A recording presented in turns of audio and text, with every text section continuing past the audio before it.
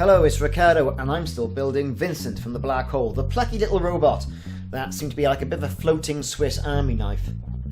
Last time you saw me take the model of the upper section of the body and print that out in different sections. That came out really well, and I was able to place the eye section and the helmet directly on top of it.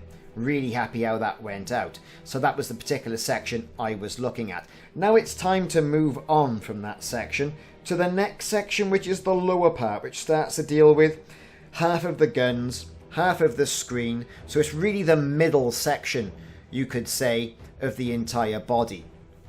So what do I really mean by that in simplified 3D? Well, that part, and you can see from the visual representation, the little picture on the left hand side, now to the 3D one.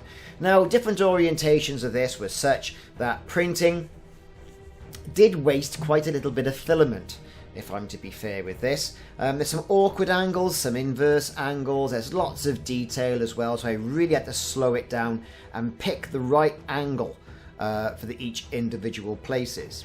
You can see from the 3D time-lapse prints that I've got going on the right-hand side of printing the guns, the waffle type screen, and some of the arches that go around the back of Vincent. It did take a hell of a long time. Just to actually, if I was to print the entire part out, it would have taken about 20 kilos of filament because of the amount of wastage in that particular section. Splitting it up, I wasted less, but it did take an awful lot longer. But that also meant a little bit less on the cleanup as well. A less sanding, less Bondo, less car filler, less wood filler. All the stuff that is turning into be a right mess when building this particular model. Although the more pieces that I was able to join together when doing the printout meant that less gluing was involved. As you can see from the whole section, there would have been a hell of a lot of plastic wasted there in supports because the way the supports of the model is angled, there's those huge overlaps that would have required supporting as the printer went over it.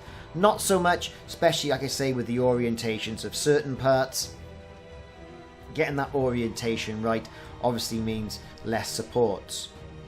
So far the build is going really well. I'm quite impressed with the quality of the model that's been sliced and created for us, and the way it fits together. A few little problems. I'm using an awful lot of sash clamps and elastic bands and tape and things like that, but generally everything is fitting together as it should be, and I'm not suffering from too much filament shrinkage at the moment, or plastic shrinkage. Some parts are printing out a lot easier than others, with less angles and less returns and less plastic wastage, and again it is all about the orientation. Although this is perhaps one of the most complicated sections of the entire model, what with the overhang, the tops of the guns, the screen, there's a ridge that goes around the entire model, around its back as well. And I think, you know, this next section that we deal with in the next video is going to be equally as challenging for the prints as well. So we may have to, in some sections, go for even smaller prints of the in particular elements to ensure less plastic wastage and a really good print. This section here, which deals with the lower part of the claw, printed out really well. Minimal supports, minimal wastage of plastic there, and I was really happy with it. Though some others, you have to bite the bullet and know that there's going to be a bit of plastic in there for supports, because you're not Houdini and you can't really do an awful lot of miracle work with a model that looks like it does. You can split it down, sure you can, but then you've got gaps, you've got lack of strength in the model, etc, etc, etc.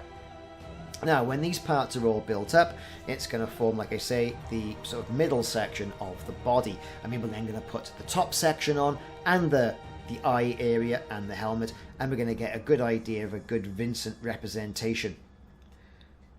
Now I'm printing all these out in grey filament.